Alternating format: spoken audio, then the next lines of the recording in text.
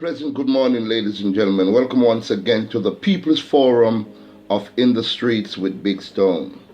Today, ladies and gentlemen, I'm going to touch on a topic. And this topic is very important to me because it means and it affects our youngsters here in Jamaica. We're going to talk about sagging. Sagging, ladies and gentlemen, is when a young man wears his pants way below his waist. And before we get into the realness of sagging, let's see where sagging started many years ago. Now, ladies and gentlemen, we're talking about the judiciary system, the prison system in the United States of America. When a young man gets arrested and is in police custody, police remove his belt, remove his shoelace, and of course, if you remove your belt from your pants is going to fall short of your rear or your buttocks. Now it goes into the prison system, and when that goes into the prison system, if you're gay and you want to advertise your asset for protection, then that is when a male prisoner will pull down his pants way below his buttocks to expose his asset. And for a prisoner who has not seen a woman in a long time and is thinking like that, because not every prisoner thinks like that, then that's a welcoming sight. But ladies and gentlemen, let's come back now to Jamaica, where our young Jamaican men has consumed themselves with this habit of wearing their pants way below their waist. When you look at a youngster, 13, 14, 15, 16, 17 years old and older, because I've seen grown men do the same thing, wearing their pants below their waist.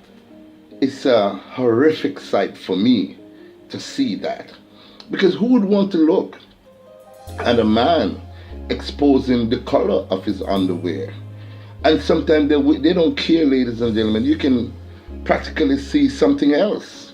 The bare ass is exposed in the public where we have women and children, right? And when you look at it, to me, it's such a sight that I'm wondering, how did our youngsters here in Jamaica pick up such an habit?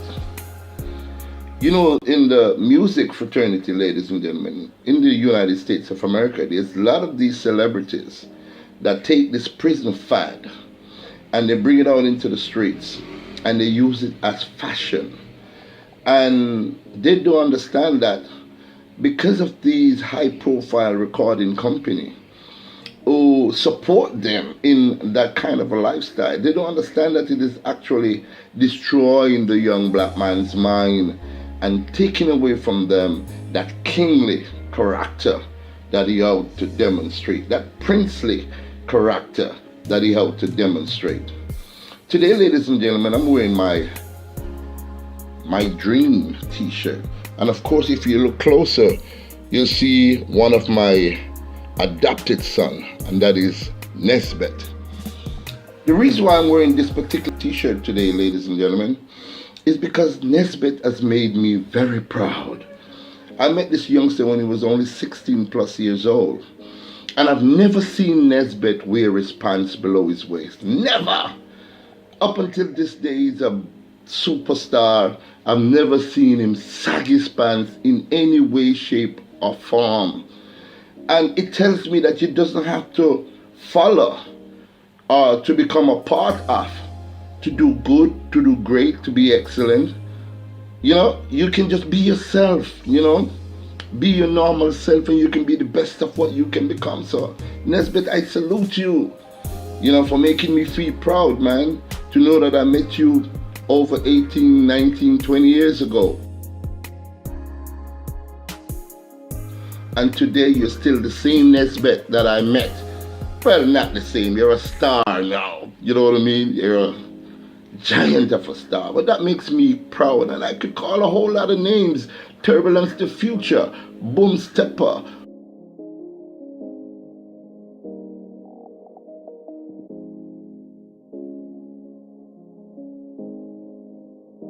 Warrior King, Mr. Gaddy Gaddy. All these artists, magazine came up through my hands, ladies and gentlemen. And there's a whole lot more that I can't even remember because some of them have changed their names to date.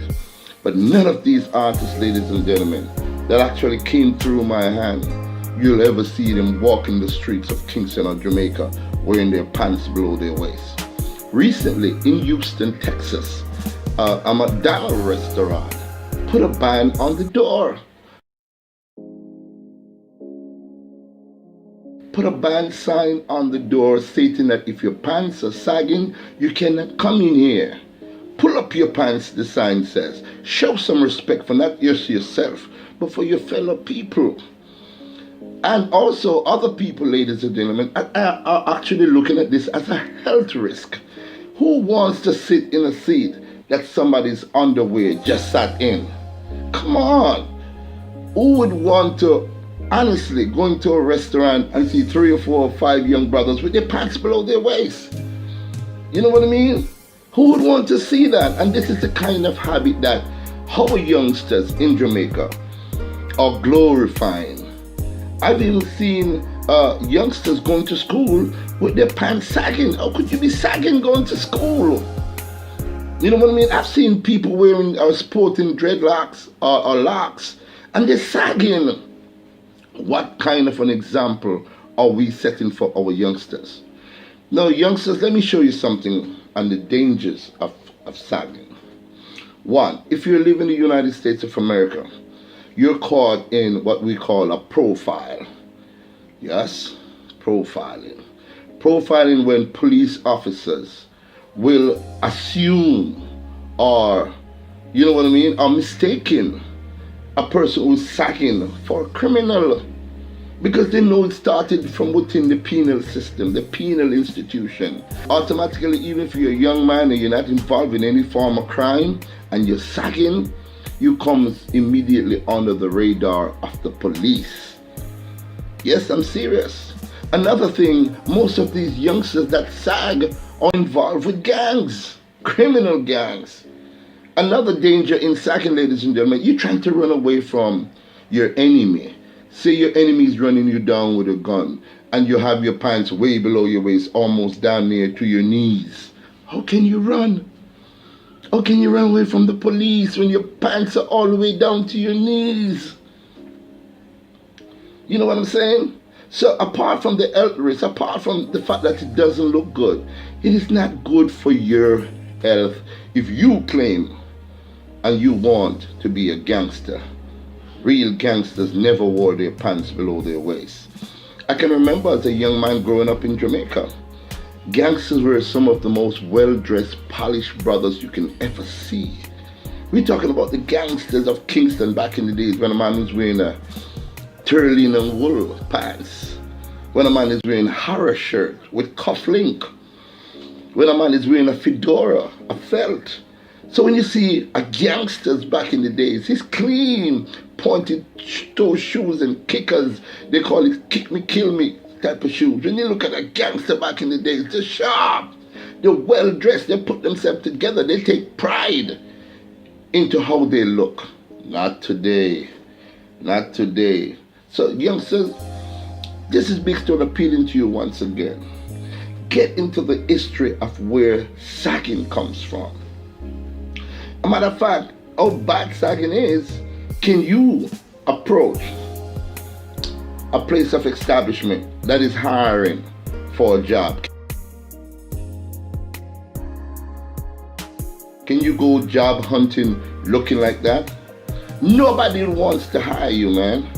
Nobody would want to hire a young man. I don't care how intelligent or educated you are, and you walk inside my establishment or other great establishment, they're not going to hire you because you look like that.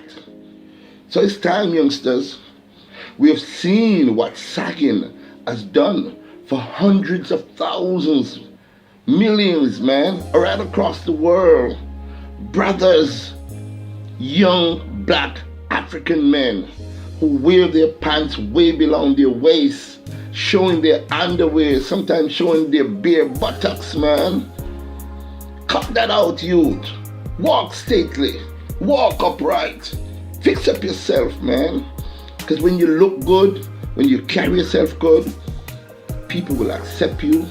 You have less problem with the police. And you can just go through society nice and easily without somebody turning their nose up at you. So young man in a Jamaica, first of all, if you want to sag, because I can't stop you from sagging, man.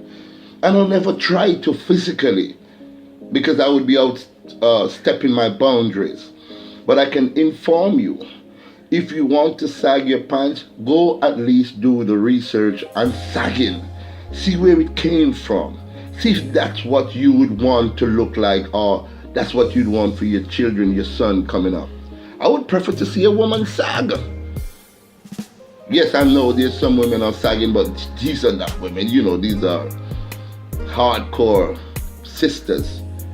You know, and they're wearing underwear. They're not wearing like, you know, nice cuties little, you know what I'm talking about. They're wearing boxers.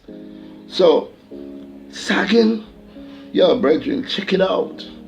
Check it out and read amongst your friends, man. You don't want to be profiled, brother. You want to, when you put your clothes on, you pull up your pants to your waist, man. Walk with integrity. Walk upright. Walk nice. You don't want to look like a dog. You don't want to look like no crocodile. You want to look like a gentleman, man. Even if you're a gangster, but you're one of them gentleman gangsters. You know what I mean? Women are attracted to men who put themselves together. I remember when I was a young man, the first thing a woman would do is look at the type of shoes that you wear.